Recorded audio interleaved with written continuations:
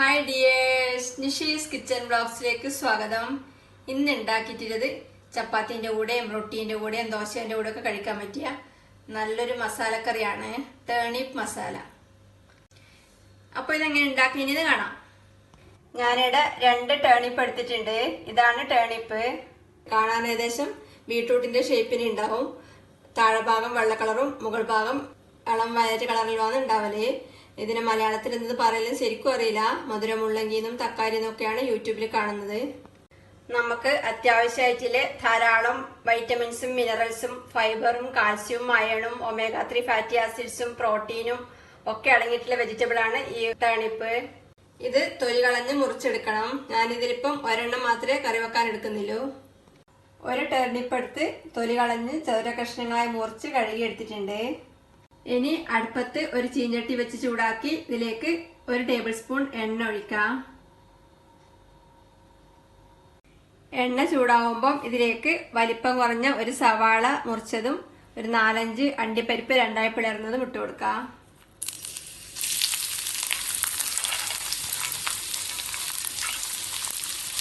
ഇത് കുറച്ച് സമയം ഇളക്കി വഴറ്റാം.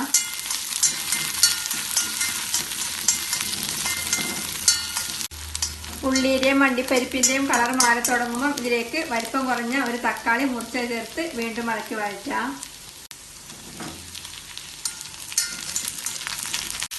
തക്കാളിയും വാടി ഇതിന്റെ തൊലി ഇളകി വരുന്ന പാകത്തിനാവുമ്പോൾ തീ ഓഫ് ചെയ്ത് ഒരു പ്ലേറ്റിലേക്ക് മാറ്റാം.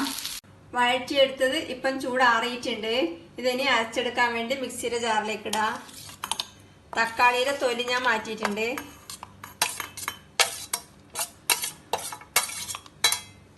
ഇതിലേക്ക് വളരെ കുറച്ച് വെള്ളം ഒഴിച്ച് നന്നായി അരച്ചെടുക്കാം.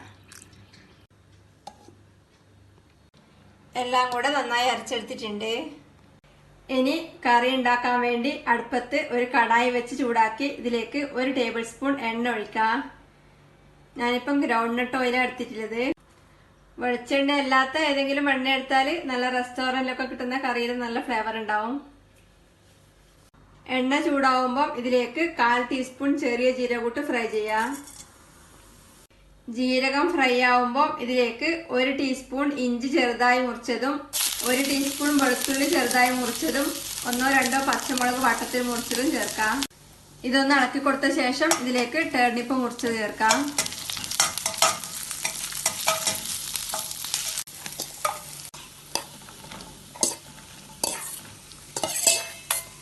ഇത് തീ കുറച്ച് വെച്ച് 2 മിനിറ്റ് വഴറ്റാം.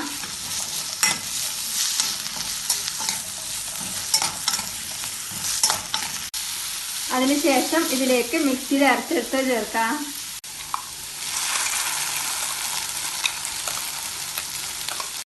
കുറച്ച് മിക്സിയിൽ ജാറ് കഴുകിയ വെള്ളം കൂടെ ഒഴിച്ച് ഒന്ന് ഇളക്കി കൊടുത്ത ശേഷം 1 മിനിറ്റ് ഇളക്കി വഴറ്റാം.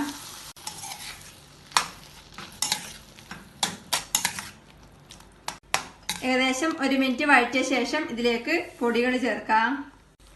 1/4 ടീസ്പൂൺ മഞ്ഞൾപ്പൊടി ചേർക്കാം. 1 ടീസ്പൂൺ മുളക് പൊടി ചേർക്കാം. ഞാനിപ്പോൾ എടുത്തത് പിരിയൽ മുളക് പൊടിയാണ്. 2 ടീസ്പൂൺ മല്ലിപ്പൊടി ചേർക്കാം. 1/2 ടീസ്പൂൺ ഗരം മസാല പൊടി കൂടെ ചേർത്ത് എല്ലാം കൂടി ഒന്ന് ഇളക്കി മിക്സ് ചെയ്യാം.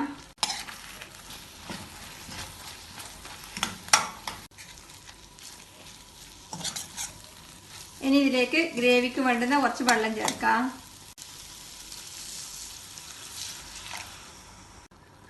ഇനി ഇത് ഇളക്കി മിക്സ് ചെയ്ത് തിളപ്പിക്കാം. ആവശ്യത്തിന് ഉപ്പും കൂടെ ചേർത്ത് ഇളക്കി മിക്സ് ചെയ്ത ശേഷം അടച്ചു വെച്ച് തീ കുറച്ച് ഒരു 5 മിനിറ്റ് തിളപ്പിക്കാം. ഇപ്പോൾ അടച്ച് പോവാൻ വെച്ചിട്ട് 5 മിനിറ്റ് കഴിഞ്ഞു. ഇതിനൊന്ന് ഇളക്കി കൊടുക്കാം. നിങ്ങൾക്ക് ഗ്രേവി എത്ര കട്ടി വേണ്ടത് നോക്കിയിട്ട് ആവശ്യത്തിന് വെള്ളം ചേർക്കാം. ഞാനിപ്പോൾ ഇത്ര കട്ടിക്കാക്കിയിട്ടില്ല. ഇനി ഇതിലേക്ക് ഒരു 1/4 ടീസ്പൂൺ കസൂരി മേത്തി കൈ കൊണ്ടൊന്ന് തിരിഞ്ഞ് ചേർക്കാം. കുറച്ച് മല്ലിയിലയും കൂടെ ചേർത്ത് ഇളക്കി മിക്സ് ചെയ്ത ശേഷം തീ ഓഫ് ചെയ്യാം. നല്ല അടിപൊളി ടേസ്റ്റിൽ ടേണിപ്പ് മസാല റെഡിയാണ്. ഇതിനി ഒരു ബൗളിൽ സെർവ് ചെയ്യാം.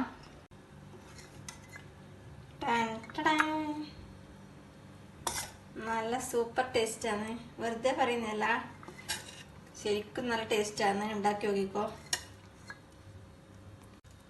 ഇതിൻ്റെ മേലെ കുറച്ച് മല്ലിയിലിട്ട് സ്റ്റൈലാക്കാം. ഇത് ചപ്പാത്തിൻ്റെ കൂടെയും റൊട്ടീൻ്റെ കൂടെയും ദോശേൻ്റെ കൂടെയും ഒക്കെ നല്ല കോമ്പിനേഷനാണ്.